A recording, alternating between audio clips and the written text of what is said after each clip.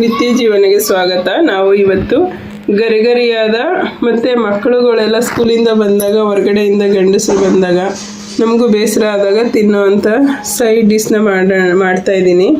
ಬನ್ನಿ ನಾವು ಹೇಗೆ ಮಾಡೋದು ಅಂತ ನೋಡೋಣ.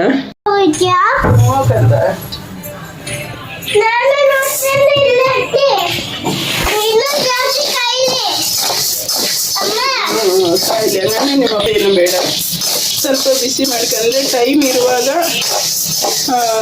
ಸ್ವಲ್ಪ ಇದಾಗಿ ಕ್ರಿಸ್ಪಿಯಾಗಿ ಟೈಮ್ ಅನುಸಾರ ಇರುವಾಗ ಈ ಥರ ಮಾಡ್ಕೋಬೋದು.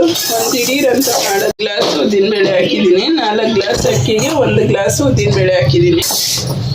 ಇದು ಸ್ವಲ್ಪ ಬೈಂಡಿಂಗು ಚೆನ್ನಾಗಿ ಬರುತ್ತೆ, ಎಲ್ಲವೂ ಚೆನ್ನಾಗಿರುತ್ತೆ ಉದ್ದಿನಬೇಳೆ ಹಾಕೋದ್ರಿಂದ. ಇಷ್ಟು ಆಗಿದೆ, ಸಾಕು. ಇದು 1 ಕಪ್ಪು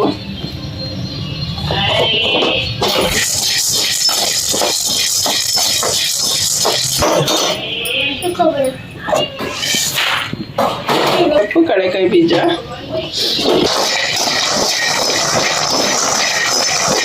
ಬಗ್ಗೆನೂ ಹುಟ್ಟೋದು, ಆದರೆ ಸಿಪ್ಪೆ ತೆಗೆಯುವಂಥ ಅವಶ್ಯಕತೆ ಏನಿಲ್ಲ, ಹಾಗೆ ಹಾಕೋಬೋದು. ಇಷ್ಟು ಸಾಕು. ಇವಾಗ ಹಾಕಿದ್ದೀನಲ್ಲ, ಇಷ್ಟು ಸಾಮಗ್ರಿಗಳನ್ನ ಹಾಕಿ ನಾವು ಹಿಟ್ಟನ್ನ ಕೋಡ್ಬಳೆ ಮತ್ತು ಚಟ್ನಿ ನಿಪ್ಪಟ್ಟು ಎಲ್ಲದಕ್ಕೂ ಸರಿ ಹೋಗುತ್ತೆ.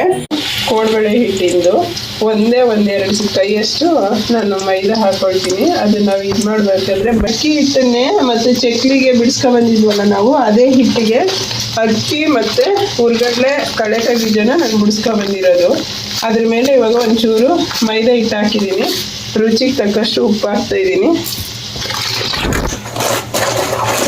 ಮತ್ತು ಇದಕ್ಕೆ ಸ್ವಲ್ಪ 1 ಮುಷ್ಟಿಯಷ್ಟು ಕೊಬ್ಬರಿನ ತುರಿದ್ಬಿಟ್ಟು ಮಿಕ್ಸರಲ್ಲಿ ಹಾಕೊಂಡಿದ್ದೆ, ಅದನ್ನು ಹಾಕ್ತಾಯಿದ್ದೀನಿ. ಕರಿಬೇವು, ಮತ್ತು ಇದಕ್ಕೆ ತುರಿಯಾಗಿದ್ದರೆ ಚೆಂದ. ಇದಕ್ಕೆ ಕಡಲೆಕಾಯಿ ಬೀಜ ಮತ್ತು ಇದು ಮೆಣಸಿನ್ಕಾಯಿ, ಒಣ ಮೆಣಸಿನ್ಕಾಯಿ ಹಾಕಿದ್ದೀನಿ, ಅದನ್ನು ಹಾಕ್ತಾಯಿದ್ದೀನಿ. ಆಮೇಲೆ ಹುರ್ಗಡ್ಲೆ ಪೌಡ್ರು ರಫಾಗಿ ಮಾಡ್ಕೊಂಡಿದ್ದೀನಲ್ಲ, ಅದನ್ನು ಹಾಕ್ತಾಯಿದ್ದೀನಿ. ಅದೇ 1 ಪಿಂಚು ಅಡುಗೆ ಸೋಡಾ, ಒಂದು ಸ್ವಲ್ಪ ಇಂಗು, ಮತ್ತು ಒಂದು ಸ್ವಲ್ಪ ಎಳ್ಳು. ಇದಕ್ಕೆ ಒಂದು ಸ್ವಲ್ಪ ಎಣ್ಣೆ ಹಾಕೊಳ್ಳೋಣ, ಕಾಯ್ದಿರೋ ಎಣ್ಣೆ.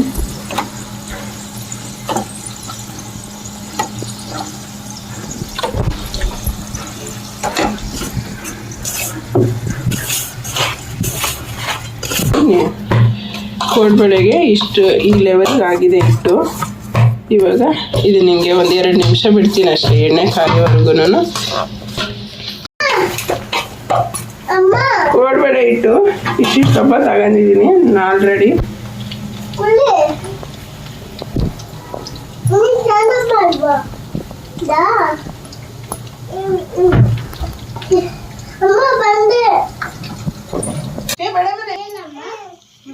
ನನ್ನ ಮಗನೇ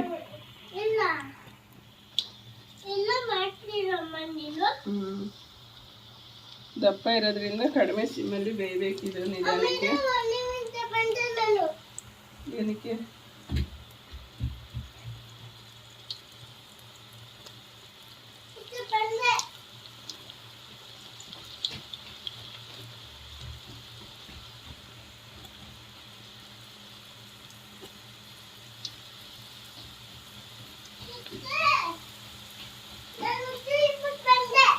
ಎಲ್ಲೂ ಇದೆ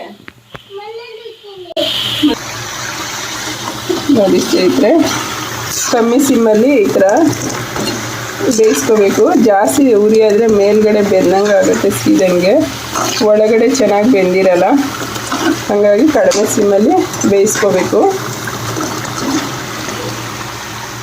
ರೆಡಿಯಾಗಿದೆ, ತುಂಬ ಚೆನ್ನಾಗಿರುತ್ತೆ. ಇದು ಗರಿಗರಿಯಾಗಿದೆ. ಮನೆಯಲ್ಲಿರುವಂಥ ಸಾಮಗ್ರಿಗಳನ್ನೇ ಬಳಸ್ಕೊಂಡು ಮಾಡ್ಬೋದು. ನೀವು ಮಾಡಿ ಸ್ನೇಹಿತರೆ. ನನ್ನ ವಿಡಿಯೋ ನೋಡಿದ್ದಕ್ಕೆ ಧನ್ಯವಾದಗಳು.